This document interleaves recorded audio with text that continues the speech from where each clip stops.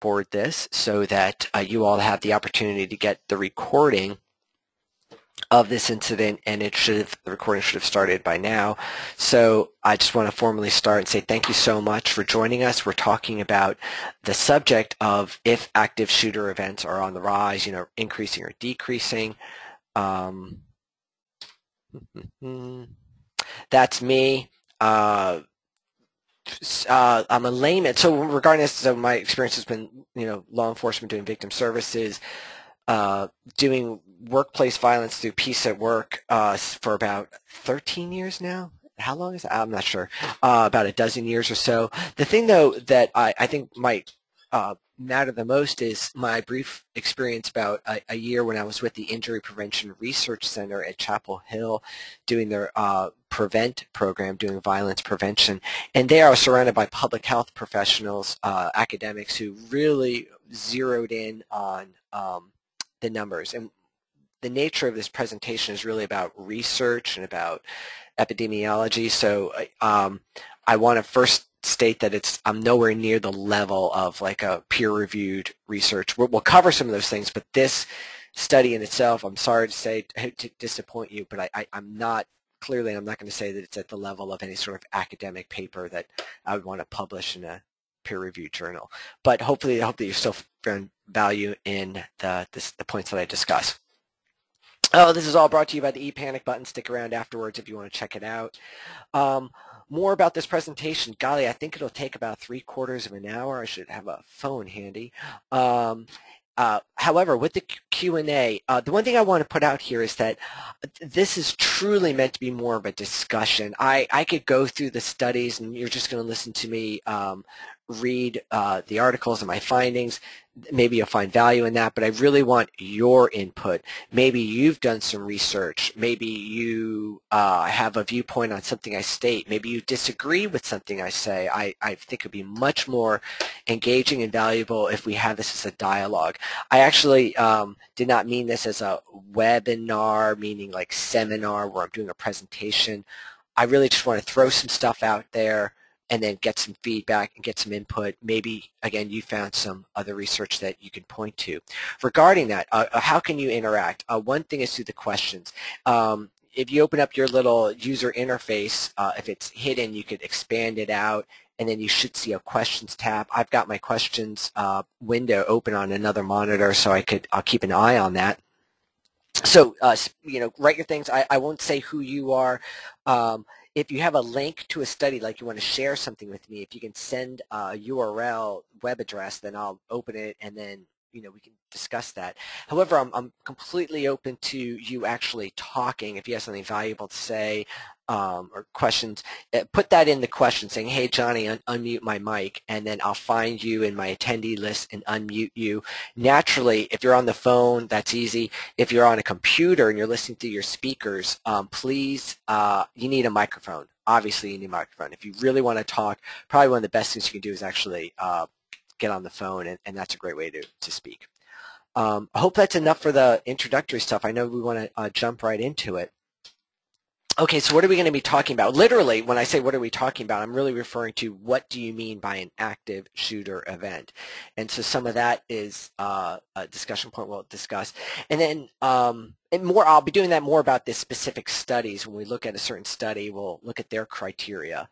And then I want to ask you, what's your criteria? The importance of this, why are we asking, are they on the rise, is because there's an impact, that there's ramifications on this issue. We talk about the impact of the perception if there's a rise, and I argue that there is a perception, whether it's real or not, we'll talk about. And then briefly, I just want to talk about this idea about United States, about is it something that's unique to America. I'm assuming that most of the people on the call are from the States, but if you're outside, welcome. And then, of course, the whole point is, so what? If it is on the rise, is it on the rise? If there's a perception on the rise, what's the point of this? I'm not really talking about prevention or tactics. Many of the studies get into that, but I mean just about the fact of if there is a rise in these incidents. Yes, it's being recorded. You will get an email about an hour after this presentation where you'll have a link to where you could see it through the GoToMeeting venue, or I'm going to also download it and then re-upload it onto YouTube on our playlist. And you got a link to our playlist of webinars, so you'll see this program in there. All right, so the first point I want to point out is if you do any research, I feel that there is a perception that active shooter events are on the rise. Actually, what stemmed why I'm doing this presentation in the first place is from the numerous conversations I have in social settings. Let's say I'm at a dinner party. You know, when you talk about, oh, what do you do? What do you do? And when I talk about what I do, they often say, oh, that's so good you do this work. It's such a problem these days. You know, it's getting worse and worse. And you know, socially, I try not to talk about this too much, and it's kind of a downer for a lot of social settings. So I just nod and say, yeah, it's terrible. But the question is, are they on the increase? Without a doubt, I'd argue that the perception's there. The other point I want to mention is I also have many quote-unquote foreign friends from Europe, from Asia, and when I've traveled, you know, there's a perception that it's a uniquely American concept. I did find another European incident where they felt like we're importing our culture around the world, whether it's music or our video games, and then they say, you know, when there's a mass shooting in Finland, well, it's because of this Americanization going on. That's quite a slam. And whether you know, I'm not here to say whether that's true or not, but I would argue that there's a perception. I've been working on a study on domestic violence in the workplace, and I've been reading hundreds and hundreds of cases, and in this one case that happened in Guam, this sentence jumped out at me. I guess you can read it there in the blue. But this comes into the play about why this is an issue. Later on, I want to address this when we talk about implications about so what, and we can look at certain news articles that are promoting certain, I'll say, promoting certain agendas, and this has an impact. So this question about if they're on the rise or not is very, very important for public policy issues. Okay, talking about public policy, obviously what I'm talking about is gun control, especially since the Sandy Hook tragedy, that there certainly was a strong effort to reintroduce gun control initiatives, and if you have to be, you know, never watching the media or being on the internet or watching the news not to have caught these points. Now, well, I'll point to some articles in a little bit about this conflict between gun control organizations and those promoting Second Amendment rights. Without a doubt, what they point towards is these active shooter events.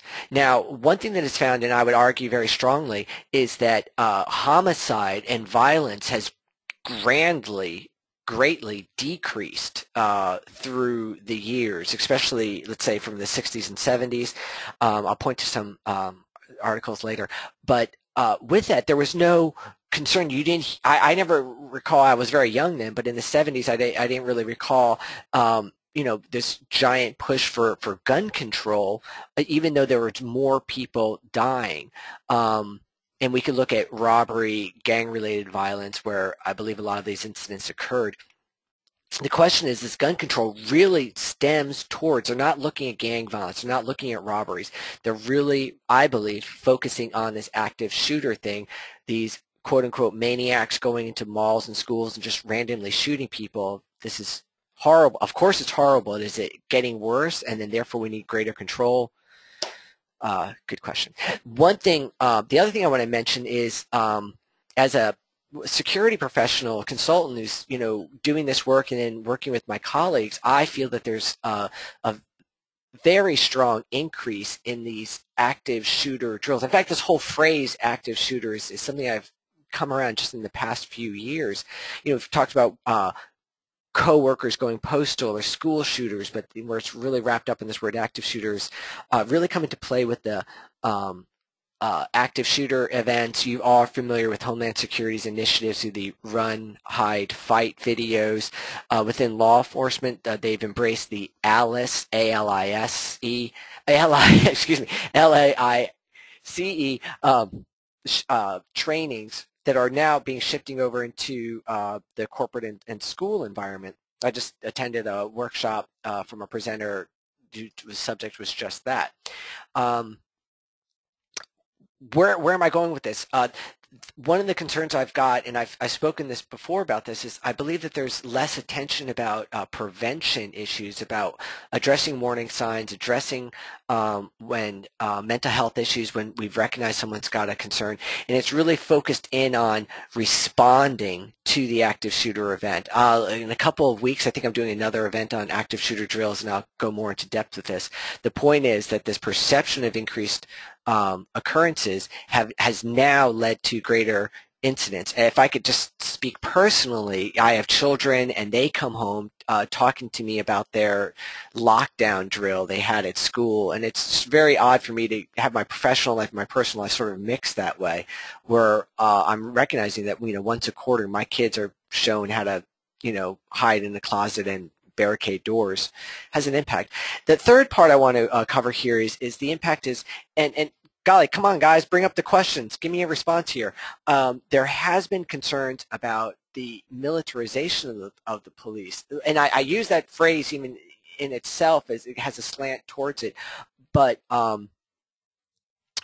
there's been this, I would argue, this attention for law enforcement to prepare for active shooter drills, and not only is that a training, which I believe is always vital, but then there's been suggestions, and you'll see these in the articles I'll introduce, regarding better weapons. So typically officers have a sidearm, a handgun with them, usually semi-automatic. And then some patrol cars carry the rifles. And I remember back in the day, I remember there were more shotguns, but now I'm finding more and more officers armed with sort of the AR-15 models. And with that, we're seeing also greater responses in terms of a more almost like many veterans coming back from the overseas wars. They go into law enforcement, is what they're familiar with, and they're very aware of sort of like this, what's the word I'm looking for, insurgents control. And so they're going into urban environments, not a battlefield, and knowing how to take out certain elements, neutralize them, quote unquote neutralize. And we're seeing this increase of drills, really looking at that. And one thing that I want to point out, it's pretty concerning to me, because, for instance, there was a drill in the Midwest and Northwest where there was this drill done where a school went under a poisoning, under a biological attack led by these sovereign citizen it was a drill, but preparing for Second Amendment, sovereign citizens, those who are concerned about anti-government concerns, and we're practicing getting ready for this insurgency. Where this insurgency, I mean that within, sort of a civil war context. What I'm talking about is if gun control occurs, I don't know how to pronounce this, but the response to the Connecticut gun registry has been this I'm going to screw it up, but this whole sense of go ahead and bring it. If you're going to come and get our guns, come and get them, meaning very threatening things. And that's the whole thing I want to stop. We've got to really stop this whole perception of, we need to get rid of these crazy gun people, and those quote-unquote crazy gun people saying, no, you're not going to take my guns. Do you all see how this impact of the perception of the rise of active shooters really has a direct impact on some pretty big things going on in our country? Okay, I guess we're on a rant there. Let's jump into it. What are we talking about? Like, what do you mean by an active shooter event? One concept that's been quoted in one article is looking at federal government issues is we're looking at an active shooter who's an individual, a single person who's engaged in killing or attempting to kill many people in a confined and populated area. And within that, certain definitions fall in if they've killed 4 or more people in a single incident. So there's a lot going on there. First of all, there has to be 4 or more homicides. By the way, these often do not include the death of the shooter. So 4 more homicides. That doesn't mean suicide of the individual. And by the way, when we say homicides, when whoever, a bystander or law enforcement, quote unquote, neutralizes the subject, often, that's homicide, right? When you shoot the shooter, the perpetrator, and you kill them, technically that's homicide, but that doesn't fall under this category. Okay, so what my problem with that? Let me know. Do you have a problem with that? I've got a problem with that. One is the number of people killed. If a guy comes into a mall, this happened just before Sandy Hook. Guy comes into the mall. I'm sorry, help me out here. This is 2012, right? Something around December 20th. This individual has, I believe it was an AR-15, and shoots two people and shoots at others. In this case was actually, the argument is, I read it, or saw an interview with a bystander who had his permit. He had a Glock. He points it at the perpetrator. The perpetrator's gun is jammed. The person does not fire at the assailant because there was bystanders behind him, and he wisely showed great control in not firing at the perpetrator. By the way, I'm going off on a tangent, but when we look at the New York police officers at the Empire State shooting and then also at the Times Square shooting, there were more people hit by officers than by the assailant. So, we've got to, recognize that the person is in this case, demonstrated some restraints and did not put others at risk. Point is, two people died here. This doesn't fit the criteria. My book says this totally fits the criteria of an active shooter event. A guy goes into a populated area randomly shooting at victims. Just the fact that he didn't reach 4 doesn't mean that he shouldn't be counted, or this incident should not be counted in this event. Any thoughts? Any opinions? Let me know, folks. Okay, going into these issues, I'm going to talk more about criteria when we look at some other studies, but I also thought I would jump into my own personal research. Now, this is Bureau of Labor Statistics, United States Department of Labor, Bureau of Labor Statistics. They have great interactive charts and tables. It takes a little while to learn it, but once you get it, you could pull these out. What I've done here is I've looked at robberies. Okay, these are homicides of employees, so it does not include, let's say, a customer or just a bystander standing there. We're really just looking at employees on the clock, so we have to recognize the limitations of that. Robbery, coworkers, clients, domestic violence, and suicide. These are suicides that occur in the workplace. You can see the numbers here, but obviously the thing that really stands out, I believe, is the long decline of robbery-related incidents. And this is from 1997, which I consider still pretty recent, compared to, let's say, the 70s, where the data that I've looked at was much higher, thousands, 3,000 a year, things like that. So let's look more about, oh, by the way, many people, again, in the criteria would not include robbery. That's, so a robber comes in and kills a bunch of people in a bank and then steals the money. There's, within some purviews, they say that does not, is not considered an active shooter event. Now let's look at these incidents where we have a ex-employee or an employee or a patient or a student or a client at a department store who commits the violence, or the thing that I am so most fascinated with domestic violence spilling over into the workplace. And we can look at these things. Well, I put it on a graph. I don't see really an increase except for what we could see within the client-related incidents, where we could certainly see a spike from 2002, where there's just 26, to 2007, where it nearly triples to 76. Now, when I zeroed in on this data even more, I was trying to figure out, is this like social services? Are these nurses being attacked by patients? And sadly enough, surprisingly enough, and sadly, it was, I see a question I'm going to respond to in a second. It was bartenders. I've got a lot of friends who are bartenders. I hate that because I always think about, you always be nice to your bartender. And security guards who are working a certain shift and then they get assaulted on in that site. So let me get to this point. Someone asked a question, made a comment. Earlier, you alluded to gun control as a root cause for active shooter occurrences. Ooh, I think that's where you were going. Do you feel these are mitigated by lessening gun control and increasing education? What are your thoughts? Golly, that's an excellent point. Boy, I really did not mean to say that gun control is a root cause of active shooter incidents, and if I stated that or implied that, I didn't. The question is, do I think gun control will matter?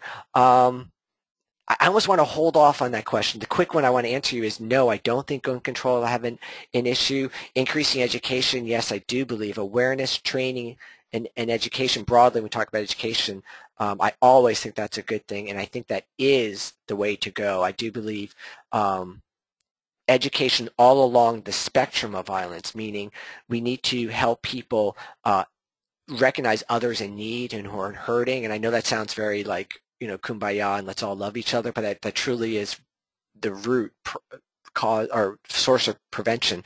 Going down the ladder, when people are becoming more threatening, we need to have people recognize warning signs, know how to report, and then whoever it's reported to within the institution, school, workplace, whatever, the threat assessment teams to be able to analyze and really critically identify the threat so that they can put the appropriate response measures, whether it's support and or security, put into place. And then finally, that's where I feel there's too much emphasis on the active shooter response about just training people to dodge bullets. It's important. I know I'm slamming it and being insulting there, but I'm just, excuse me for being flippant, but I do feel that that there's been a big emphasis on that sort of response. I hope that answers your question. Whether gun control is the right thing, I've got some later slides where I'm going to cover that. The thing, I just got to put out one here, and this is like a little aside. I just say it whenever I get an opportunity to.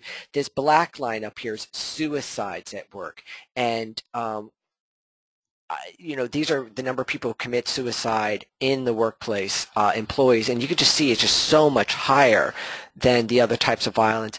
Actually, I believe when we talk about the biggest violence issue, unaddressed violence issue in our country is, in the world actually, is suicide. Not nearly enough attention is given to it. And the very big issue was, the primary thing I want to say is it's because of media coverage. When I was in law enforcement, I responded to a lot of suicides, and it never made the news. It just wasn't covered, and I think there's a taboo thing going on there. I think there's maybe a little discretion why they don't, but I'm getting off on another subject, so I should really return what we're discussing. Okay, more. This is truly my study, if I could throw this out here. Working with a great team of people, Stephanie Angelo, Lynn Fairweather, and Melanie Hooker. I can name lots of really great people help me with this. But we collect domestic violence assaults. And the first thing I want to say is we've collected these mostly through media reports. So searching Google, finding news articles, and then capturing it that way. By this definition, I've only gone with someone who is killed. So again, someone can come in spraying bullets all over the walls with 5 weapons, misses everyone, and then gets shot by a bystander. I truly consider that an active shooter event, but it wouldn't make these make this data within what I filtered. Oh, and then I've got to apologize or be honest or just defend myself. This is preliminary data. I just started crunching these numbers, so just respect that. Now, what I've done here, and again, I didn't have time to create a graph or chart. All apologies, folks, but maybe this visually will give you a better view. Okay, hopefully you can still see the screen all right. What I've done is I color-coded the years. So in 88, there were 2. In 1990, there was just 1. 1992, there were 3. So each change in color, you will see each change color represents like a single year. By the way, I am including mostly United States, but I did look at other countries as well within this study. I could have filtered out other countries, but I kept them in there in this thing. So let's just scroll down and look at this. And visually, you can get a sense of what's going on. 95, 96, 98, 99, In 2000, we're seeing more like 6 or 7. Now, since then, and this is really when I really started collecting the data, was in 2001. So that's also a skew within this data is when I actively started collecting them. 2001, 2002, and yes, I know I could add these up and create a graph, but I just didn't have time, folks. 2003, wow, quite a number. Now we're in 2004, and now you're seeing it's filling up the whole screen where we're having so many. 2005, and you could see me just scrolling on through. 2006. When we do finally publish this report, I will create a graph demonstrating this increase. 2007, 2008, and now if you could tell the way I'm sort of scrolling through that, you know, it's definitely on the increase. 2009, 2010, 2011. So again, compared to 2005, 2004, there certainly were more. Something, I think we're not finished entering data because 2012 is way too small. I've got to actually, makes me think I got to go back in here and find out what happened. And here we had last year, 2013. So is there an increase? I guess I would say so. The other thing that I'm looking is how many were killed. I think there's something unique within domestic violence cases, whereas the individual, the perpetrator, the abuser, is specifically hunting out their spouse or ex-girlfriend, and then that's it. So we're not seeing these sprees. Also, when we look at like a hitman situation, when a wife hires someone to knock off her husband, you know, naturally those hit people, you know, just focus in on the target, even though they say they wanted to make it look like a robbery. Hey, there we go. I know I did the filter. Where is it? We could see that again, the vast majority of these have. Oh, that's really many killed. That's, I gotta look at this data how I crunch this because it added in the fall. So I apologize. I've got to look at this. These are the ones we want to really focus in on. Is the ones where there was indeed a fatality. So there we go. Again, mostly all these ones mean just one individual was killed. So again, it would not fit within the other criteria. I know there was one that had 8. Looking at that data. So again, I just want to show you the rough numbers. There's the full database if anyone ever wants to look at that and join me in the study. But there we go. Is it increasing with according to my numbers? Perhaps so. I think it has certainly from previous years. Now, the next thing I want to do is look at this next study, which really got a lot of attention, and I thought it was really well done, but I want to get your opinions on this too. This was done by a number of folks out in Texas, and maybe you've seen this study. In this case, they do not go to the number 4, they just go with 1. A single person had to be killed, which again doesn't address the case where maybe, you know, dozens were injured, but no one actually died. You know, you've got that problem. And then here's an also point that at least one of the victims was unrelated. So what we're talking about is there's horrible family mass shootings where a man goes into his home and shoots his wife and his 5 children. That certainly is a mass shooting, but it does not fit within this criteria. So do y'all see my point there? It has a level of randomness that one of the victims had no association with the shooter. So, you know, that, you know, so what? So what does that mean? Do we need to look at these incidents and consider them active shooter or not? And then the other point is it's not a byproduct of other crimes. So as I mentioned before, the bank robbery where they kill all the witnesses, that's not included. And then gang violence is certainly a horrible, horrible thing. I don't do any work around gang violence at all. Talked to a couple of, you know, officers and experts about it, and certainly, you know, you hear about these horrible shootings where 5 people, you know, 3 guys come in and they take out an entire, you know, sidewalk of folks and just a drive-by shooting. Horrible, it is, absolutely, but it's not considered within this data. So what do you think? Should it or not? Let's get into it. Okay, you know, I know I could do this thing with my slideshow PowerPoint, but I really was just stealing it from this article, this law enforcement bulletin, where they give the full report of this incident. And by the way, if you want to Google it, you could find it here. But these are the gentlemen who did the study. As I mentioned, they feel very strongly that it is definitely increasing. And the other thing is that they're pointing to, the ramifications of it is so what? I thought it was a really great study, the fact that they were able to do the Freedom of Information Act and get so much of the hard data, the actual reports of these incidents, and comb through them. Of course, they got a grant. I don't get grants, so I don't have time to. If I spend all this time I do on research, it's just, I'm not being paid for it. Not to knock the fact that they were. I think it's a good study. The point is, these incidents were over in 3 minutes. That has huge implications in terms of how you prepare to respond to these incidents. Getting into it, this line right here discusses about one or more and no crime related. This I thought was very interesting. Again, it's from the year 2000 2010, and maybe I need to be doing this more. They use the Freedom of Information Act to actually get some of the police reports to get into the nitty-gritty of what actually occurred. But let's jump into it. This is our first big point from an outside study. And looking at the number of events, obviously looking at this graph, something happened in 2010, obviously, but there is this perception by that criteria that there's an increase. Boom, there you go. Now, with that, let's look at this a little bit more. They're defining this, another way that they crunched the numbers was looking at the number of people who were shot and the number of people who were killed. So the darker blue line are those people who are shot by the firearm, and the lighter blue line are those who died.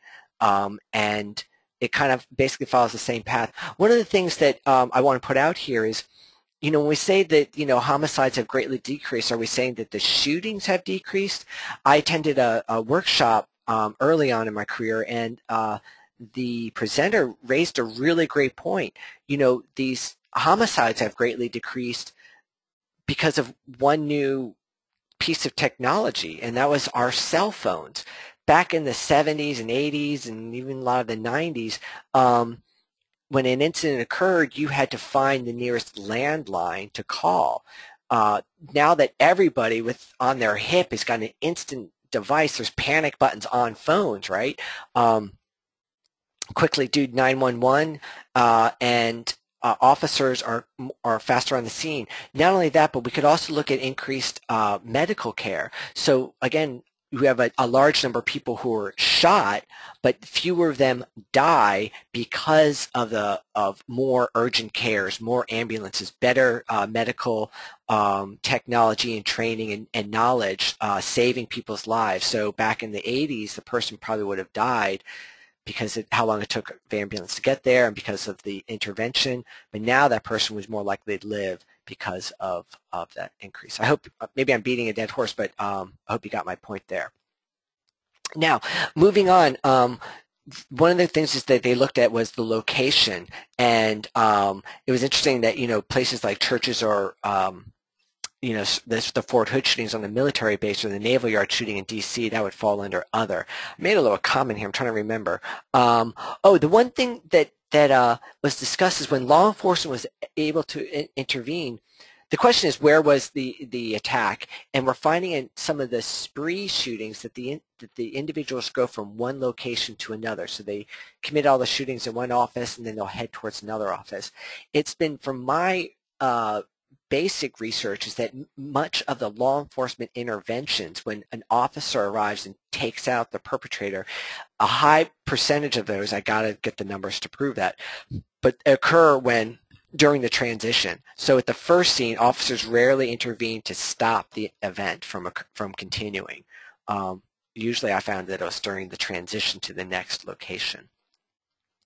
Okay, this goes into the point regarding police response times. And another question that I've got, this is my point here, is what point did the officer arrive? So we're talking about when there's first officer on scene, they usually call it in, and then that's how they document the actual second when the person arrives.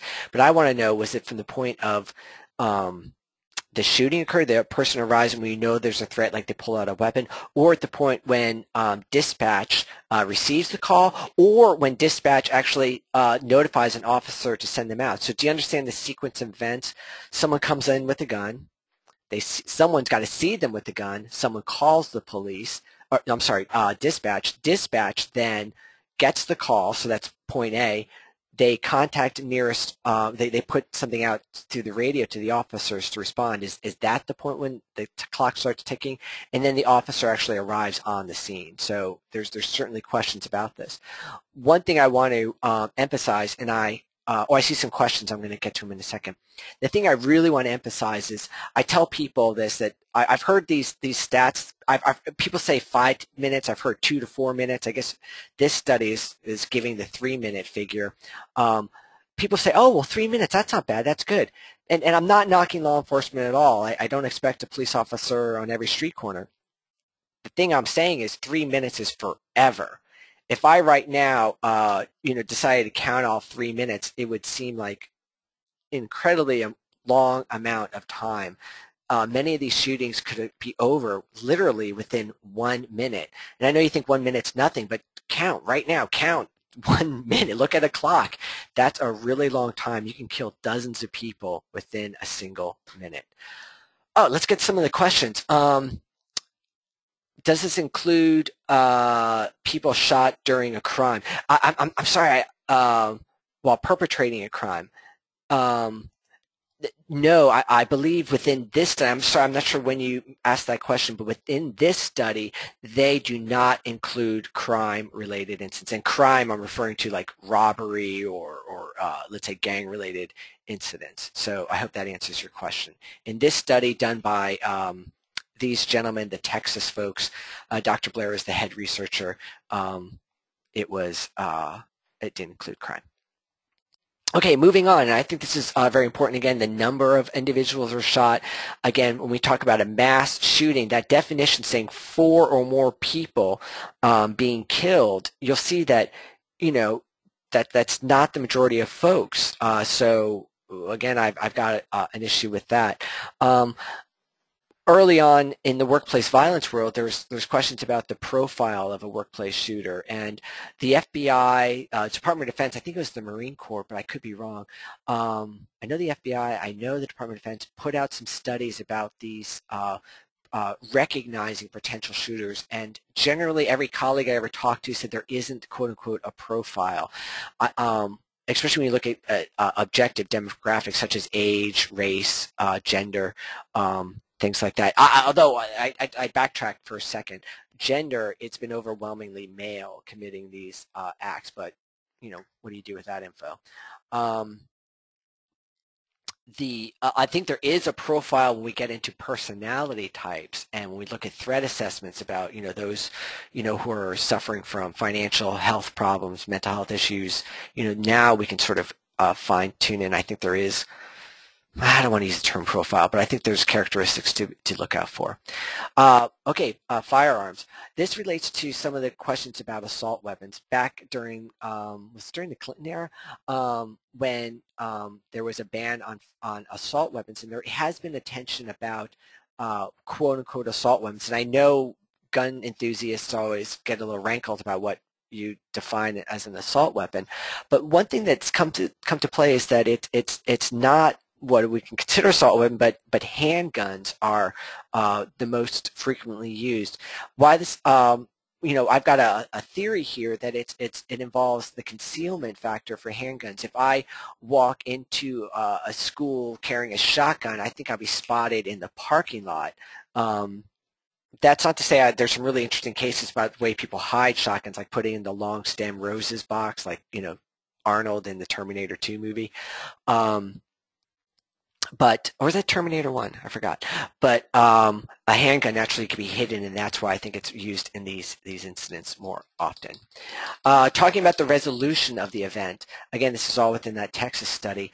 We're finding that I thought this was really interesting, and I got to do this with my own study, is looking at how it ended and what was involved there. And it was about half and half whether we could argue that law enforcement had any sort of involvement with the prevention, about stopping it. Not prevention, but in terms of intervening. And let me get down to the graph.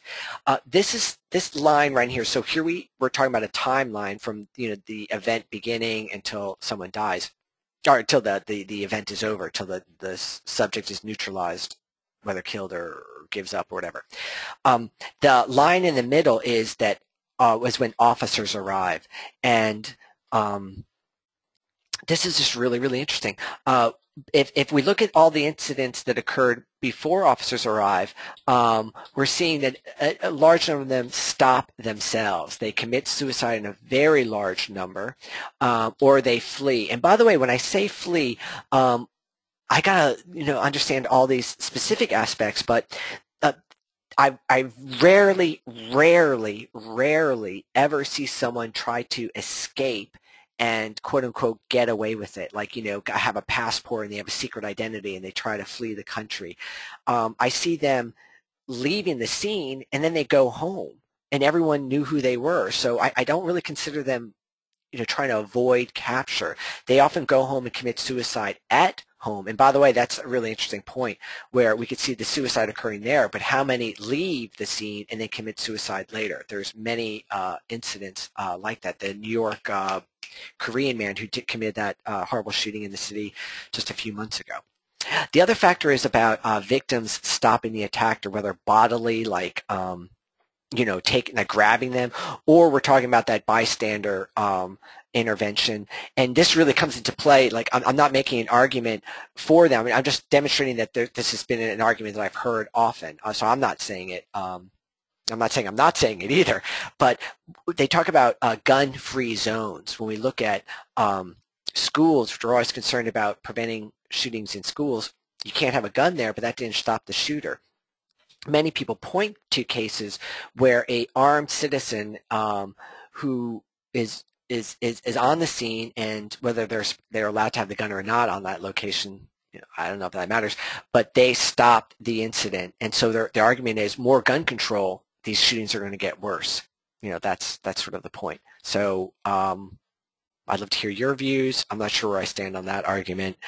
Let's talk about what happens when officers arrive. One of the first things I want to say is when police stop the attacker, I would argue, and when I've looked at some of these cases really nitty-gritty, talked to witnesses, and actually read the detailed police report, I feel that that was a form of suicide, that they go out there where they're actually shooting at the officers and thinking that they're going to make it out of there, like, Butch Cassidy and the Sundance Kid, or they know they're going to die, like cases where they know their firearm is empty and they point it at them, or other means where I am certain the guy meant to be killed by the responding officers. They call that suicide by cop. A lot of officers don't like that phrase, but I think you know exactly what I'm talking to. Sorry if I offended anyone. Going on, the point is, and I think every officer I ever talked to is they're not saying, hey, just wait till officers arrive and we'll take care of it. That the vast majority, or at least half of them, it's over before officers arrive. And when they do arrive, the question is, are they stopping it from getting worse? And certainly they sort of do that. But the big issue is that many folks do die. You might have heard this before if anyone's been in trainings or in law enforcement, just giving you some history, that in the past, when there was an incident such as this mass shooter or someone running around with a gun, there was this concept of setting a perimeter and waiting for the SWAT teams or the emergency response teams to arrive. So this sort of superpowered fighting force that could have the skills to take out this perpetrator. Since Columbine, that really changed. Again, the criticism, and I don't think it's not fair, like it's not really blaming the officers, but it's just, that's what they were trained to do. They recognize that officers cannot wait to set the perimeter and go in. That other trainings I've heard of is they said, wait till you have some backup, at least 3 or 4 officers going in together to neutralize. I'm not I'm not a law enforcement officer. I don't do trainings on this, but there has been questions about the first officer going in there to address it. So we're talking about solo officer response. Again, I don't do these trainings, or I just attended one, and it's coming down to one factor is the number of officers in the area. One case that I'm very familiar with is the Carthage shooting at the Pine Lake Health Resort, a retirement home, where a single deputy, he was actually a rookie, didn't wait for backup. He rushed in there. This is in a rural town. I know that area pretty well, and we just have a deputy. There's not even a police force, and he decided to act because he couldn't wait for backup. If you're in downtown Birmingham or Raleigh or Chicago, it could be safe to say that there'll be an officer within a mile within a quarter of a mile who can join you. So again, it's not really my point to really discuss how officers respond. The question is, can they intervene in time? In this study, they did look at when there was a solo officer entry, and they look at those numbers as well. So implications. One thing that the bottom line, as I said earlier, that you can't just wait until officers arrive. There should be a plan in place, and that's where we've seen this grand attention to about run, hide, and fight, about active shooter drills, about preparing individuals. Again, I'll talk more about this in a couple of weeks. Oh my goodness, I can't believe what time it is. I got to get going. Civilians trained to react, things like that. Now, the next thing I want to point to is, do I have the graph?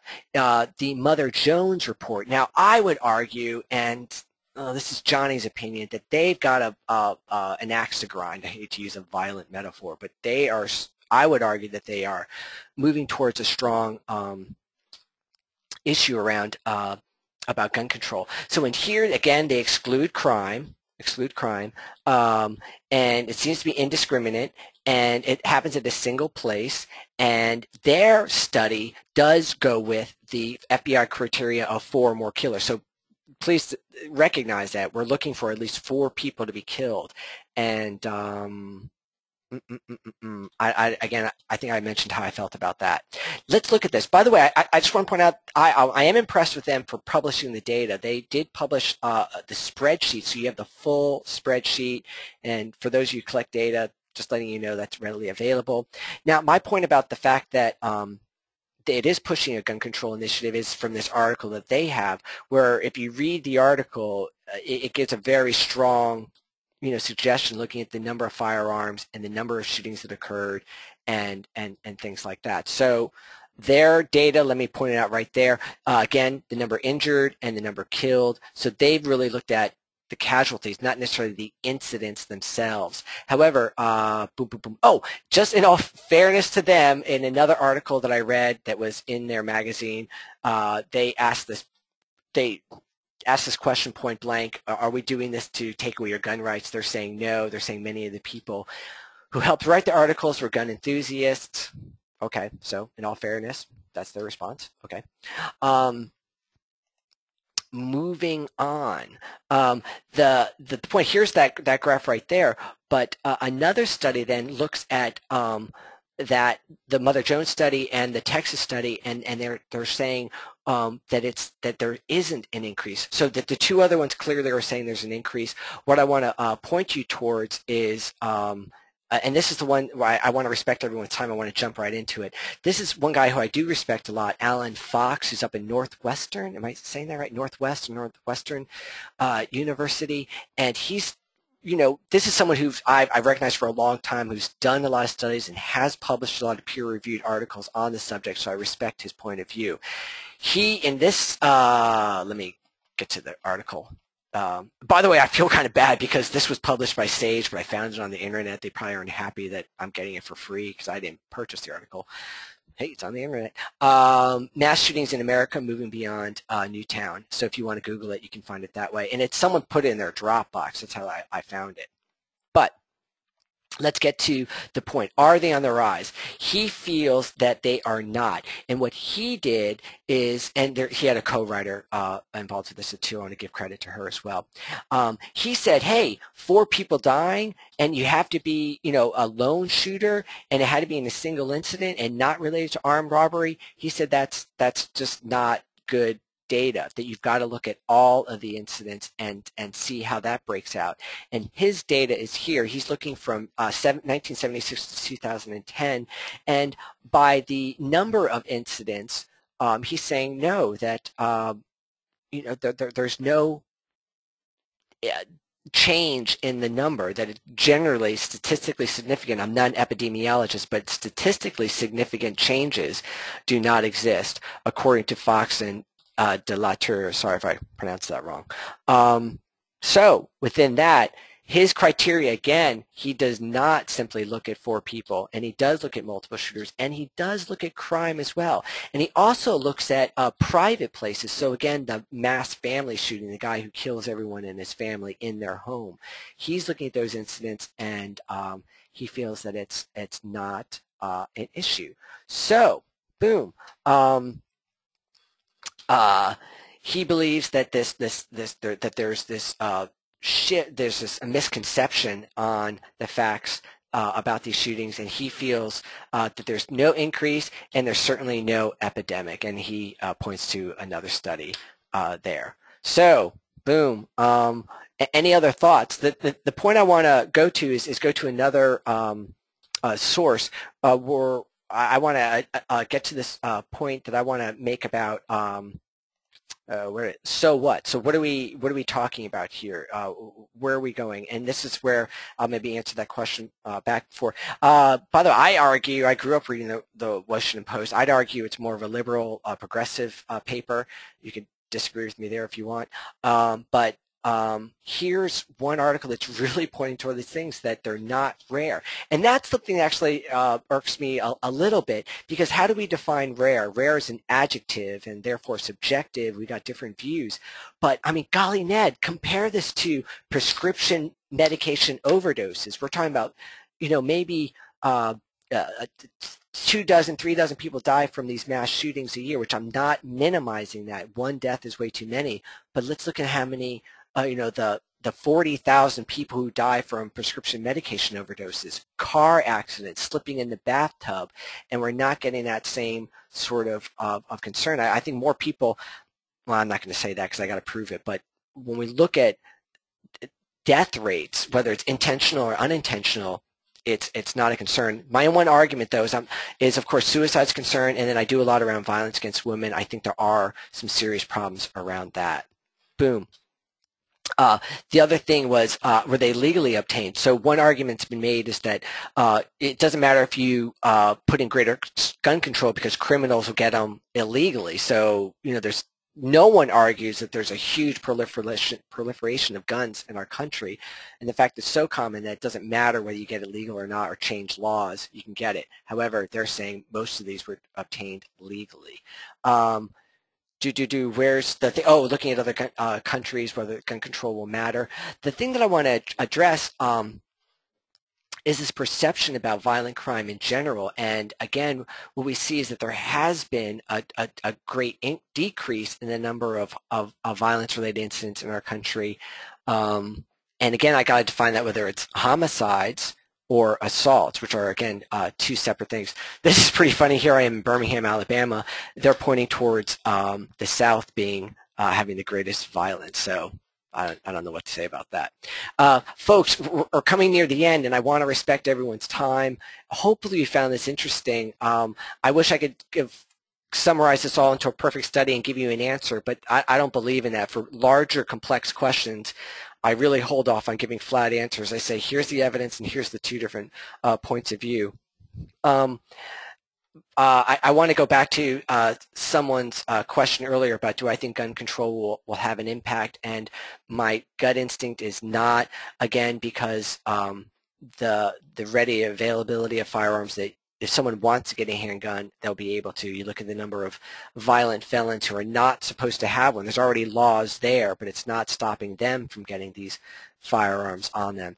The other question is we're going to push against what we can say assault-type weapons. Let's say the AR-15s, Bushmasters, AK-47s. We could look at high-capacity magazines, where you have like 15 rounds in a clip. Again, the one thing the evidence is pointing towards is that it's your simple revolver, it's your Glock, it's your 10-round Ruger semi-automatic that's committing most of these incidents. So, limiting the assault type weapons, I don't think would have much of an impact. That's from my instinct. Again, I'm willing to hear other views, and I should research this more. Again, that's not the central area of my study, so I haven't looked into that too much. Let's wrap things up with the main things that I want to say, and here we get all hokey again, but I say that with all earnesty, is that even though we can say whether there's guns or not and whether it'll stop it, that's at the end of the line. That's when the guy's already pointing the gun at you. What we can do much earlier on is to help stop these things from increasing or becoming a problem by recognizing someone who's in need. It's another subject, but I believe many of these folks are hurting. They're going through a lot. And I'm not in any way sympathizing with them. What I'm saying is that they struggle with these things. I don't think they're inherently evil people who enjoy committing violence. I think that they feel justified and that they feel that they're wronged. Let's help address their grievance so they remove the issue. Going off on a little tangent here, but I believe the most important thing that could occur is that we can somehow allow them to forgive the grievance. The real crux of everything is this forgiveness, and I'm working on. I'm trying to figure out how we could do that. You can't really make someone else forgive. When you tell your kids, tell them you're sorry. No, okay, now mean it. It's tough.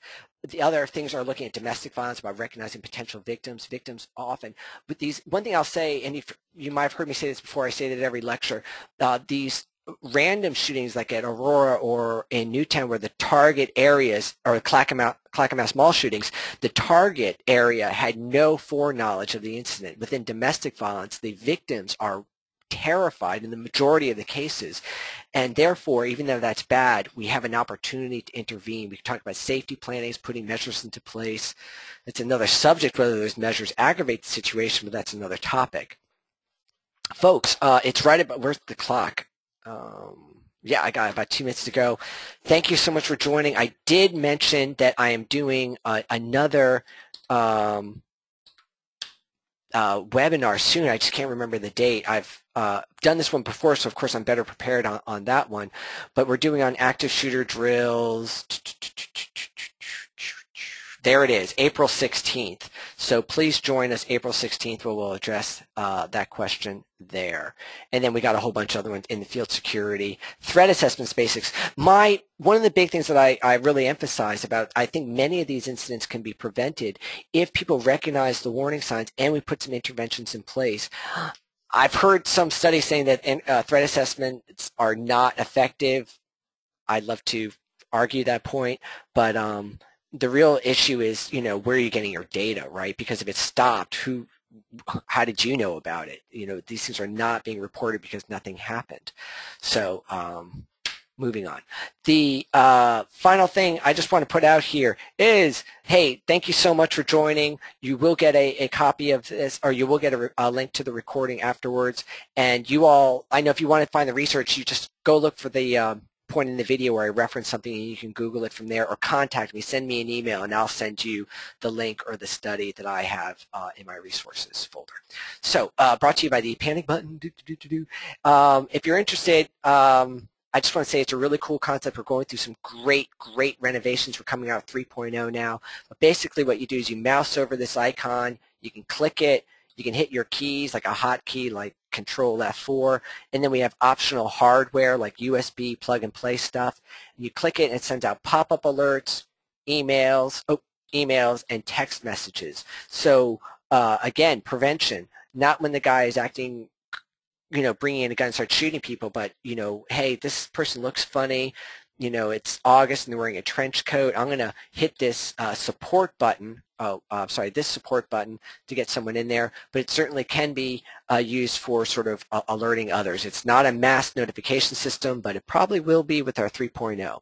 Let's do a little demo. So if you look down in the bottom right of my screen, I've got that icon, the red icon. I'm going to mouse over it. Our two default buttons are support and security, but I created a Fred button because let's say a guy named Fred has been threatening the place. You can create a special button for specific situations. But let's say I just need security. I click it. This pops up. Let me move my mic.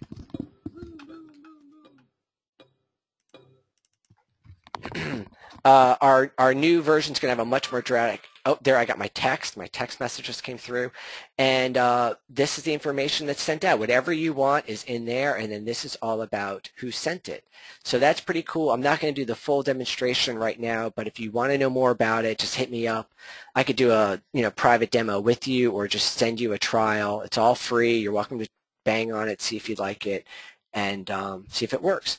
But overall, thanks so much for joining us. I really appreciate your attention. I appreciate the questions that people asked. And if there's anything else I can do, please let me know. Again, you'll get the recording from this shortly. Let me stop it now.